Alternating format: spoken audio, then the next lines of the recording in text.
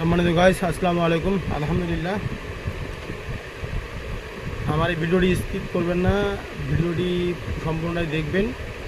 ভিডিওটি দেখার পরে যদি ভালো লাগে তাহলে আমার এই চ্যানেলটি অবশ্যই সাবস্ক্রাইব করবেন। আমি এখন আপনাদের সম্মুখে সুদ, ঘুষ, ব্যভিচারের শাস্তি সম্পর্কে কিছু কথা বলবো ইনশাআল্লাহ।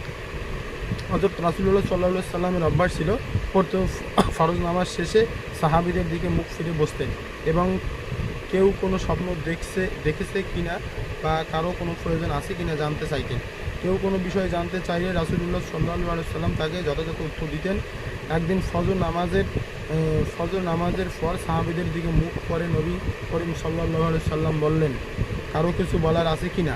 কেউ কিছু না বলায় তিনি নিজেই বললেন, আজ রাতে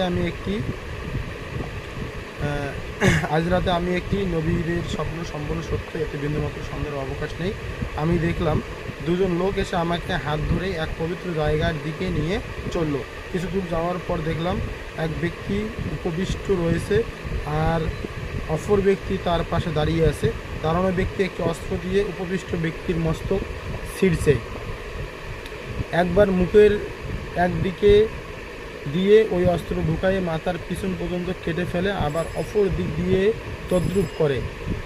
একদিক কেটে অন্য দিকে কাটতে গেলে যেদিক প্রথমে কেটেছে সেদিক আগের মতো হয়ে যায়, আবার পূর্বের মতো কাটে, আবার জোড়া লাগে। আমি এই অবস্থা দেখে ভীত হয়ে সঙ্গীদ্বয়কে বললাম, বন্ধুগণ, ব্যাপার কি? সঙ্গীদ্বয় বললেন, চলুন। আমরা আর একটু সম্মুখে অগ্রসর হয়ে দেখতে পেলাম একজন লোক শুয়ে আছে আর এক ব্যক্তি একটি পাথর দিয়ে শায়িত লোকটির মাথায় আঘাত করছে। পাথরের আঘাতে মস্তক চূর্ণ বিচ্ছিন্ন হয়ে বহুদূরে ছিটকে পড়েছে।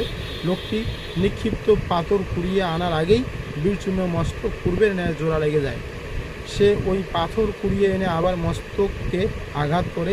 এভাবে সে পুনরায় আঘাত করতে থাকে আর বিচ্ছিন্ন মাথা পুনরায় জোড়া লেগে যায়। এই ভয়াবহ দৃশ্য দেখে আমি ভীত ও সম্ভ্রস্ত হয়ে পড়লাম। সঙ্গীদ্বয়ের নিকট এর কারণ জিজ্ঞেস করলাম, কিন্তু তারা কোনো উত্তর না দিয়ে বলল, সামনে চলুন। আমরা সামনে চললাম। কিছু দূর এগিয়ে আবার একটি বিরাট গর্ত দেখতে পেলাম। গর্তটির মুখ খুব সরু, কিন্তু ভিতর দিক অত্যন্ত খোলামেলা ও গভীর। তার ভিতরে দাউ দাউ করে আগুন জ্বলছে আর সেখানে বহু সংখ্যক নরনারী পুড়ছে। আগুনের তেজ এত তীব্র যে যেন আগুন ঢেউ খেলছে। ঢেউয়ের সাথে যখন আগুন উচ্চ হয়ে উঠে তখন লোকগুলো গর্তের মুখে পৌঁছে গর্ত থেকে বাহির হওয়ার উপক্রম হয়। আবার আগুন নিচে নামার সাথে সাথে লোকগুলো নিচে নেমে যায়।